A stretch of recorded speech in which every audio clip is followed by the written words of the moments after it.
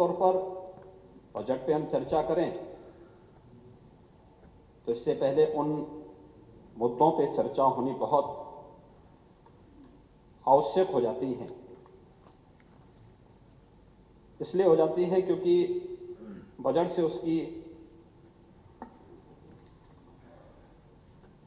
उसका संबंध है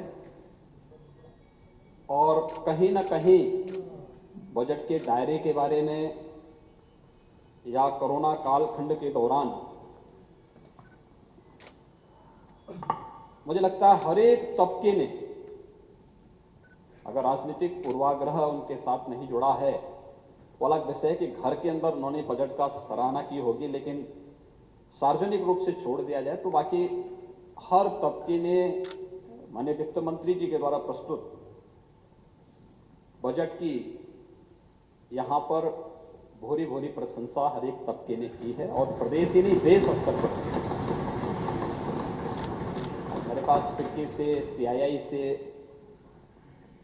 या अन्य उस फील्ड में काम करने वाले लोगों के जो वक्तव्य, जो फोन या जो आपसी बातचीत में उन्होंने अपने वक्तव्य दिए हैं, हर एक ने उसकी सराहना की है, वैसे ही नहीं की।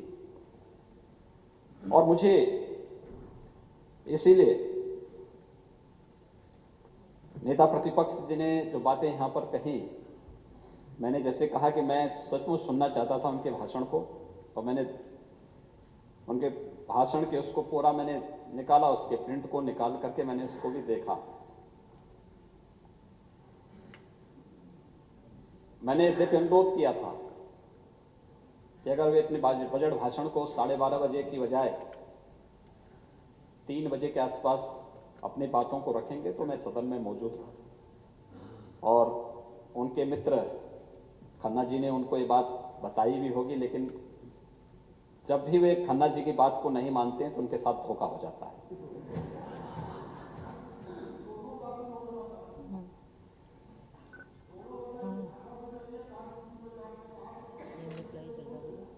बजट महोदय, बजट हम लोग ऐसे समय में लेके आए हैं जब वैश्विक महामारी कोरोना है। लोग कोरोना से भयभीत हैं,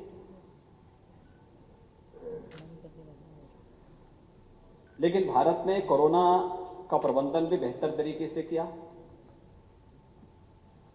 के साथ ही अब कोरोना से बचाव के लिए भी जो कार्यक्रम प्रस्तुत किए हैं, अभी 1 मार्च से 60 साल से ऊपर के सभी नागरिकों को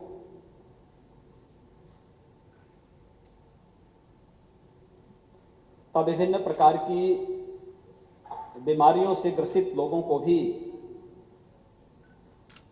अब वैक्सीन देने का कार्यक्रम प्रारंभ हो चुका है।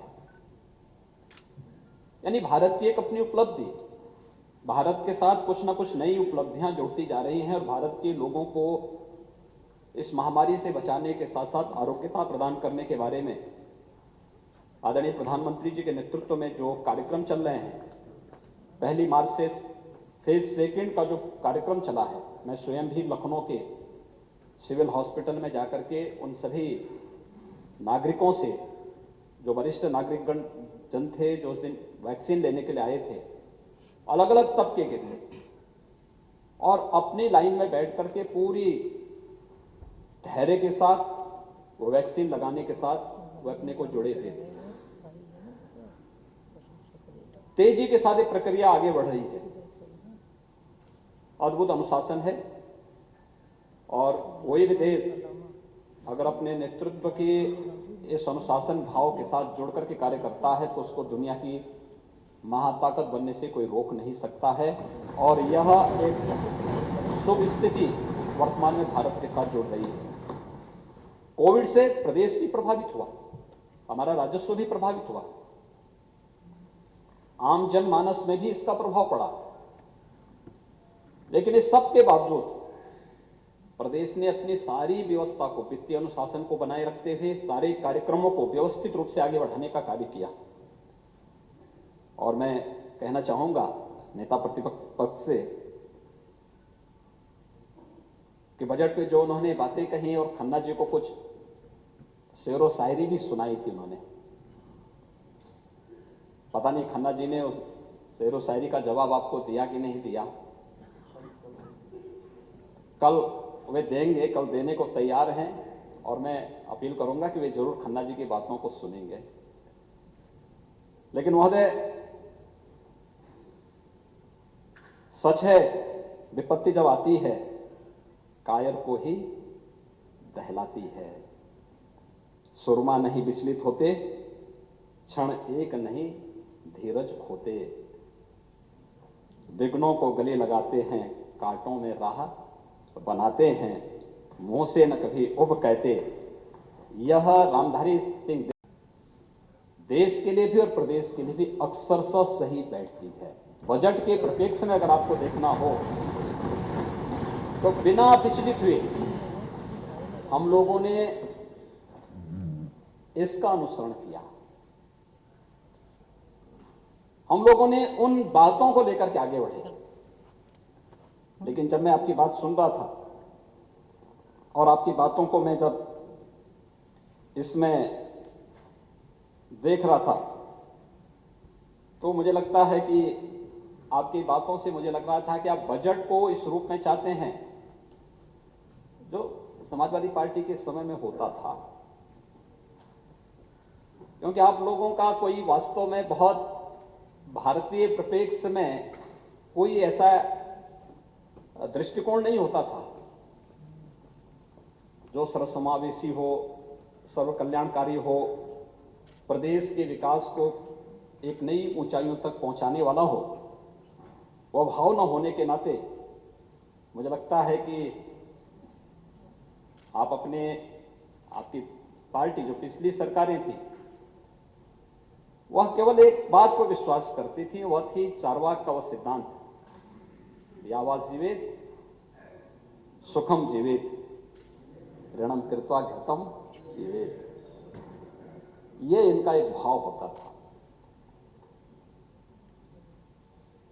तात्कालिक रूप से मिल जाए, और मुझे लगता है तात्कालिक रूप से न उसमें कोई भाव होता था, न उसमें प्रदेश की भावनाएं होती थी, न विकास का कोई एजेंडा होता था, और न ही कोई प्रदेश के लिए कोई दूर दृष्टि का कोई एक एजेंडा ही उसके अंदर छुपा होता था।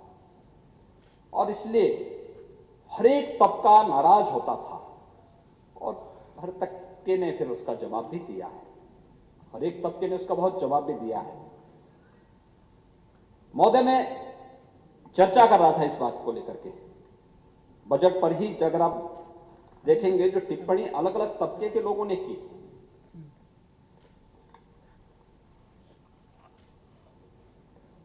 पूर्व मुख्य सचिव,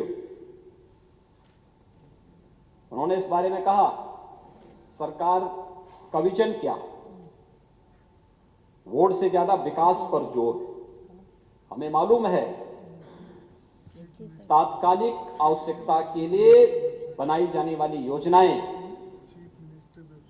न पार्टी का न प्रदेश का हित कर सकती।